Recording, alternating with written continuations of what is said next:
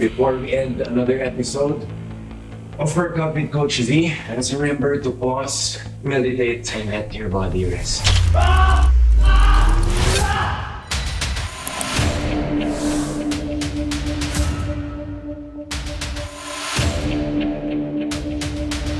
Nagpunta ka sa gym ni Zach, tapos galit ka sa kanya? May kinalaman ka ba sa biglaang pag-apoy na pumatay sa kanya?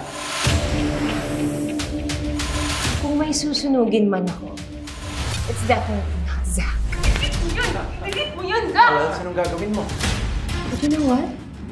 I'm not so surprised this happened to him. Sanay ako na pagkain ang niluluto sa apoy, hindi tao. Feel mo yan. Sarap ka ba?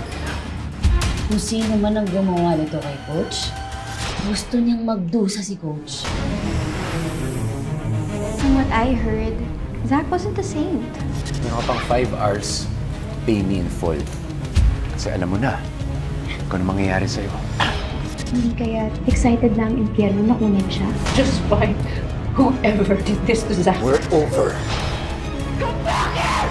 She must pay for her sins. She?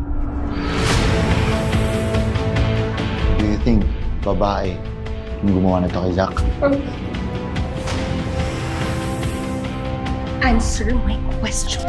Paano niyo nalaman? Sinasabi ko sa inyo, imbestigahan niyo yung coach na yan. Hindi ka ba interesado malaman kung sino yung gumawa sa kaibigan mo?